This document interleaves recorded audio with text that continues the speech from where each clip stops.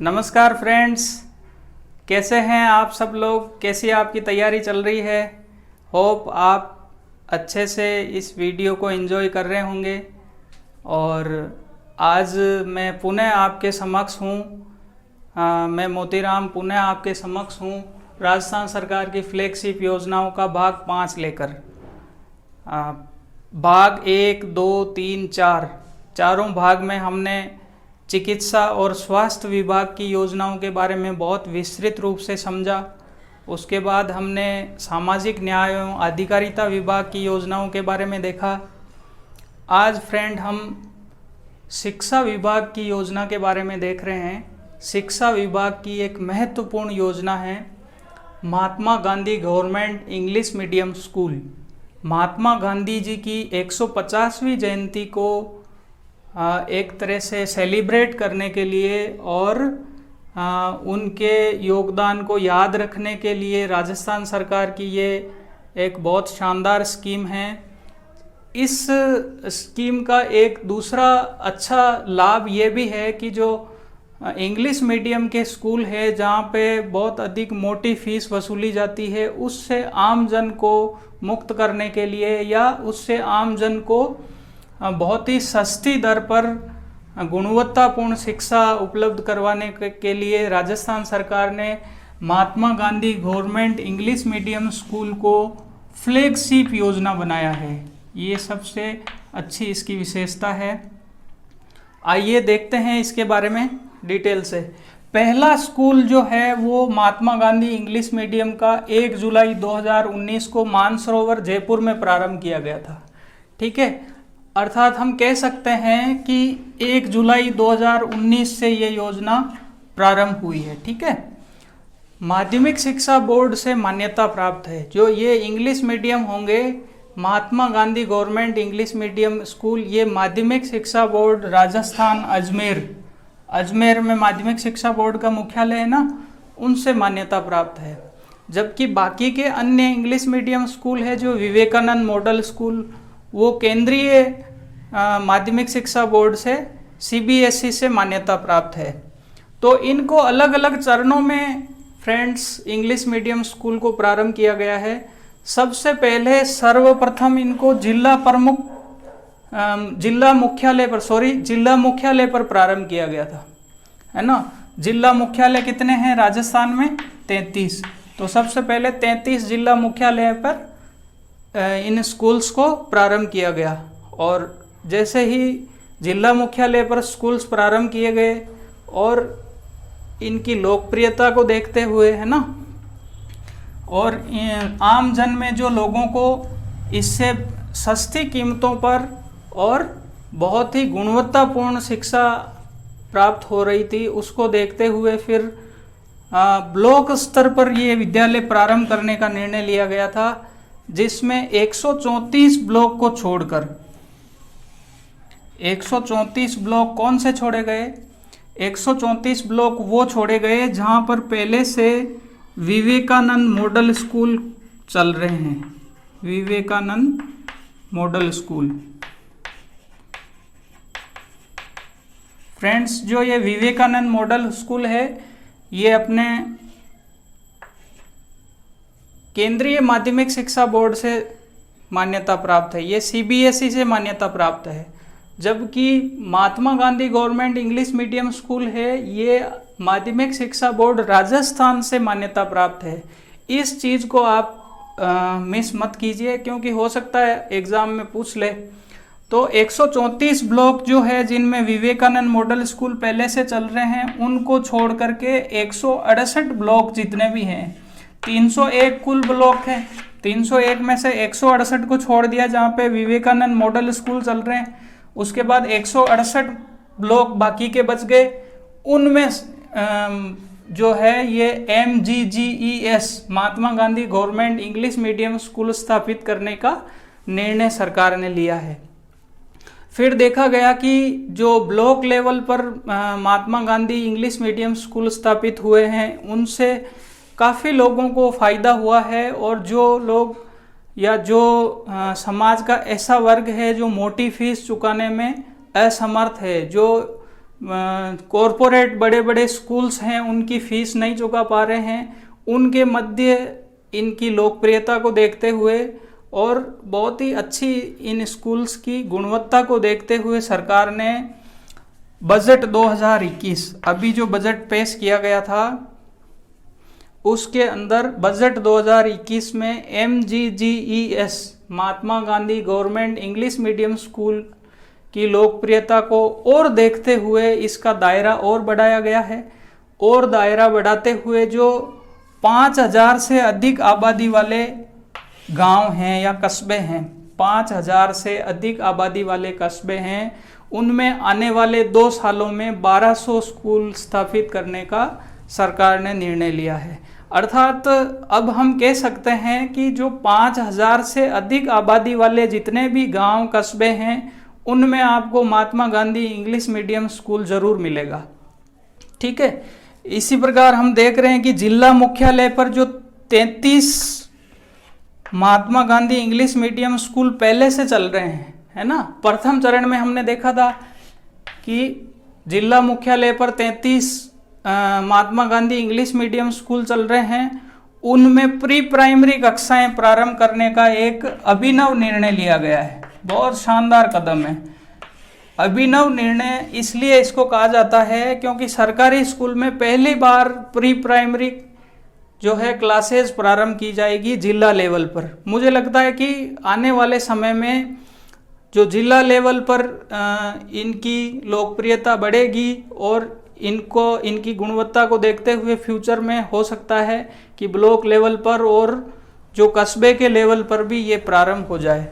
तो आम जन को, जो गरीब लोग हैं, जो थोड़े से आर्थिक रूप से सक्षम नहीं हैं, जो कॉरपोरेट स्कूल्स की बड़ी फीस चुकाने में असक्षम है, उनके लिए ये स्कूल वरदान साबित हो सकते हैं। और ऐसी प्रतिभाएं जो ग्रामीण स्तर पर है या जो पैसे के अभाव में, जो आर्थिक एक तरह से आर्थिक दृष्टि से पिछड़े होने के कारण वो इंग्लिश मीडियम में नहीं पढ़ पा रहे हैं, ऐसी प्रतिभाओं के लिए ये बहुत अच्छा शानदार कदम है सरकार का।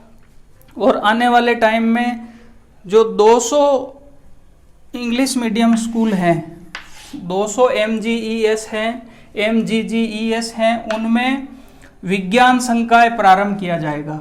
ठीक है, विज्ञान संकाय 200 स्कूल में प्राथमिकता के आधार पर प्रारंभ किया जाएगा। साइंस आगे बढ़ते हुए धीरे धीरे बाकी स्कूल्स में भी देखा जाएगा। आइए फ्रेंड्स, हम देखते हैं कि ये एक बहुत अच्छी शानदार राजस्थान सरकार की स्कीम है, लेकिन इसमें कुछ चुनौतियां भी हम देखते हैं। चुनौतियां ये देखते हैं कि स्कूल तो प्रारंभ हो चुके हैं, लेकिन इनमें इंफ्रास्ट्रक्चर की कमी है, टीचर्स की कमी है, और अभी जो इंग्लिश मीडियम स्कूल्स है इनका अलग से कैडर नहीं बन पाया है। तो सरकार की वैसे फ्यूचर में प्लानिंग है, इसकी योजना है कि उनके लिए अलग से कैडर बनाया जाएगा, इंफ्रास्ट्रक्चर भी धीरे धीरे उपलब्ध होगा और आम जन को ये बहुत अच्छे से लाभान्वित करेगा और इंग्लिश मीडियम स्कूल पूरे राज्य में धीरे धीरे स्थापित होंगे। आइए फ्रेंड्स, इस योजना के बाद हम अगली योजना के बारे में देखते हैं। आइए फ्रेंड्स, अब हम Mahatma Gandhi English medium school की योजना को, फ्लैगशिप योजनाओं को समझने के बाद में नेक्स्ट महत्वपूर्ण योजना के बारे में देखते हैं, जो अपनी 13वीं योजना है। 1 रुपये प्रति किलो गेहूँ, 1 रुपये प्रति किलो गेहूँ जो बिलो पॉवर्टी लाइन्स वाले लोग हैं, जो अंत्योदय लोग हैं, उनके लिए किसी वरदान से कम नहीं है। और विशेष रूप से कोविड-19 के समय में इस योजना ने बहुत महत्वपूर्ण अपनी भूमिका निभाई है। और जो लोग एक तरह से अपने रोजगार को, जो भी वो कर रहे थे, उसको छोड़ करके घर पर बैठे थे, तब इनके पास संसाधनों की कमी थी, ये निर्धन लोग थे, इनको इससे बहुत अच्छा संबल देखने को मिला है। तो आइए फ्रेंड्स, इस योजना के बारे में देखते हैं।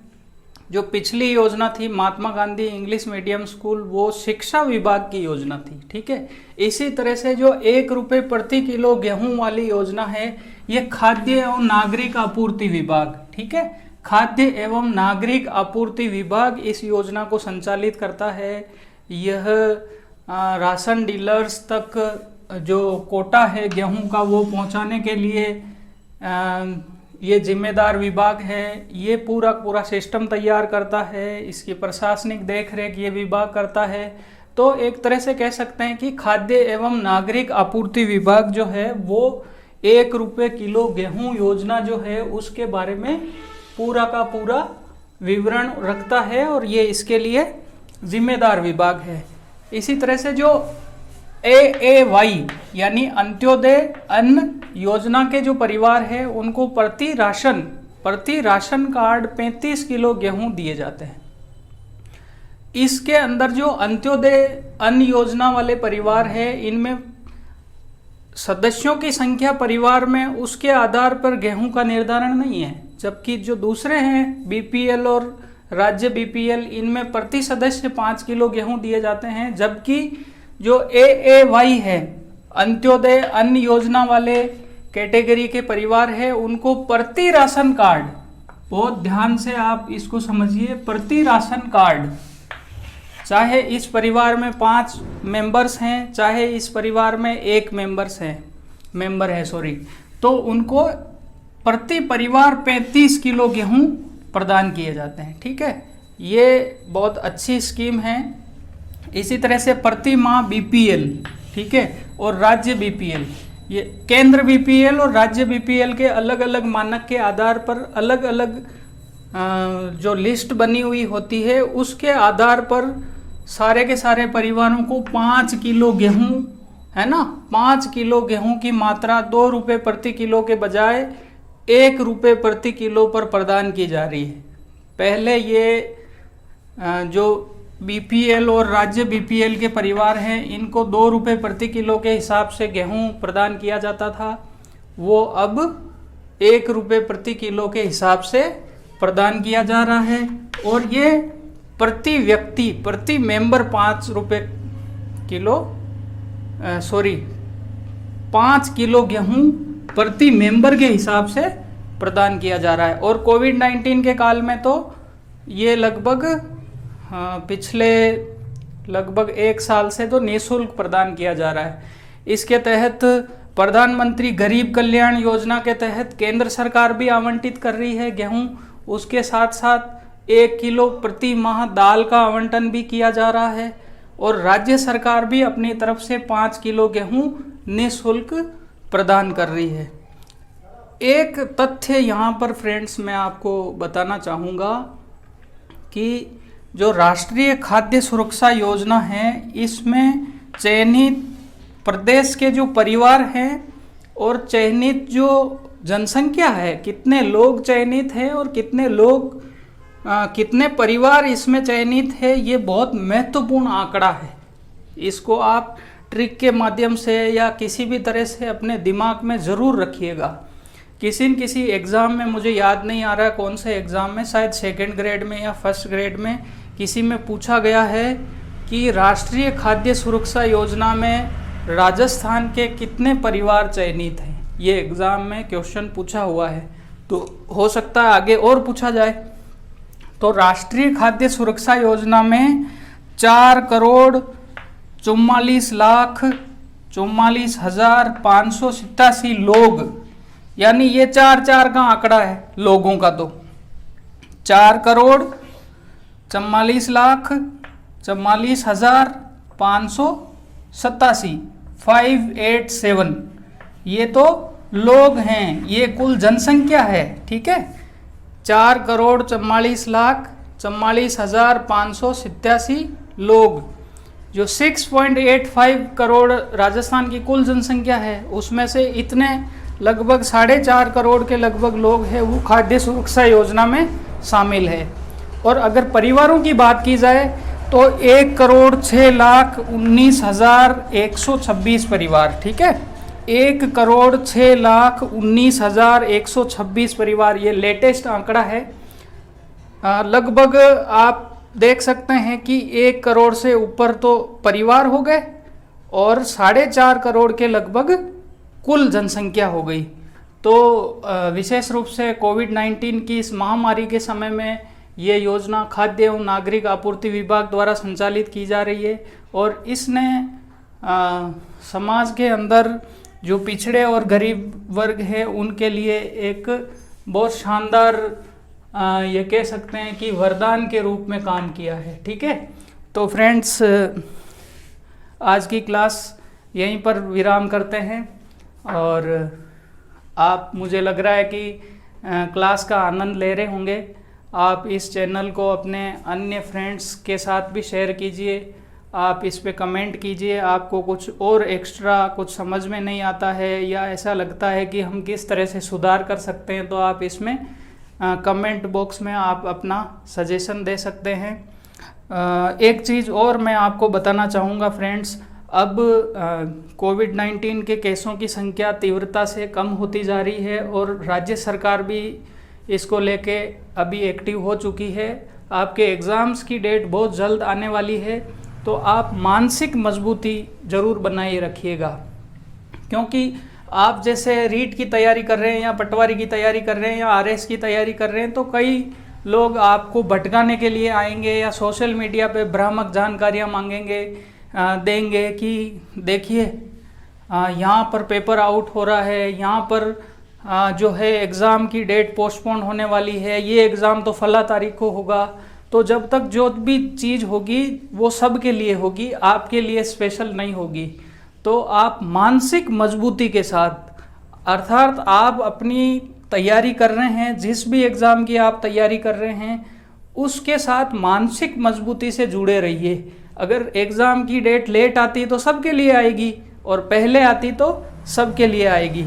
और आपको मेरी तरफ से बहुत बहुत शुभकामनाएं। आप ज़रूर सफल होंगे। आप मेहनत करिए, स्वस्थ रहिए, व्यस्त रहिए और मस्त रहिए। जय हिंद, जय भारत।